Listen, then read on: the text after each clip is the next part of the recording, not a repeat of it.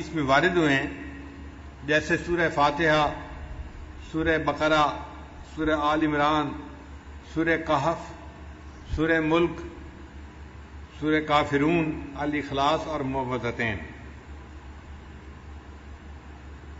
حضرت برار رضی اللہ عنہ روایت کرتے ہیں، ایک صحابی تھے جو اپنے گھر میں سورہ کہف کی تلاوت اونچی کر رہے تھے۔ ان کے گھر کا صحن چھوٹا تھا، گھوڑا بھی بندھا ہوا تھا، اور چارپائی کے اوپر ان کا بیٹا بھی لیٹا ہوا تھا، سویا ہوا تھا۔ اب ان کا دل چاہتا تھا کہ وہ اونچی تلاوت کریں، جہر سے تلاوت کریں۔ جب وہ جہر سے تلاوت کرتے تو گھوڑا بدکتا تھا، اور ان کو ڈر ہوتا یہ گھوڑا کہیں میرے بیٹے کو لات نہ مار دے، تو وہ آہستہ پڑھتے تو گھوڑا بھی پرسکون ہو جاتا۔ پھر طبیعت میں جوش آتا، شوق اٹھتا، پھر دل چاہتا کہ اونچا پڑھیں، پھر گھوڑا بدکنے لگ جاتا۔ یہی ساری رات ہوتا رہا۔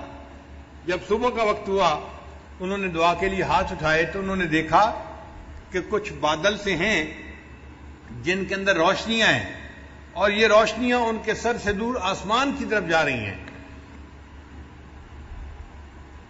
پھر وہ نبی علیہ السلام کی خدمت میں حاضر ہوئے، فذکر ذلک للنبی صلی اللہ علیہ وسلم۔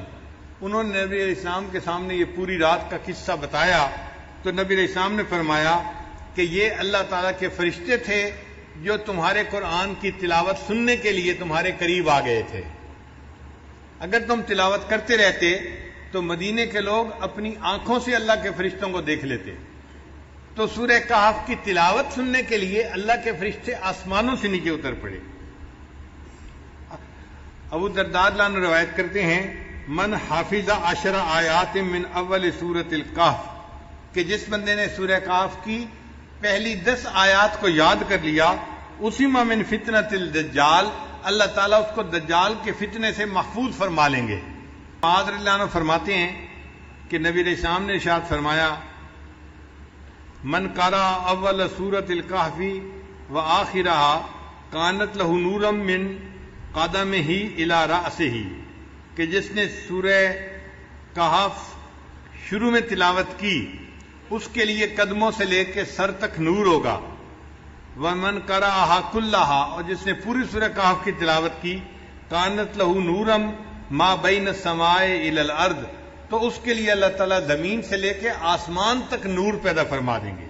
سیدہ صدیقہ رضی اللہ عنہا فرماتی ہیں، من قرأ من سورۃ الکہف 10 آیات، جس نے سورہ کہف میں سے 10 آیات پڑھیں عند منامہ، سونے سے پہلے، اسم من فتنۃ الدجال، اللہ تعالیٰ اس کو دجال کے فتنے سے محفوظ فرمائیں گے۔ ابن عباس نے فرماتے ہیں کہ نبی علیہ السلام نے ارشاد فرمایا، سورۃ الکہف تدعی فی التوراۃ حائل، کہ سورہ کہف کا نام تورات کے اندر حائل تھا۔ حائلہ کیا مطلب؟ حائل ہونے والی، یعنی یہ بندے اور قبر کے عذاب کے درمیان حائل ہونے والی صورت ہے، بندے اور شیطان کے درمیان حائل ہونے والی صورت ہے۔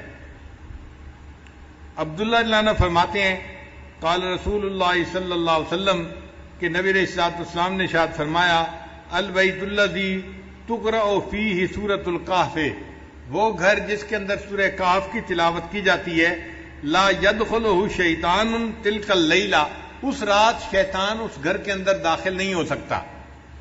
یعنی جو بندہ رات کو سورہ کہف تلاوت کر لے گا، اس گھر کے اندر شیطان رات کو داخل نہیں ہو سکتا۔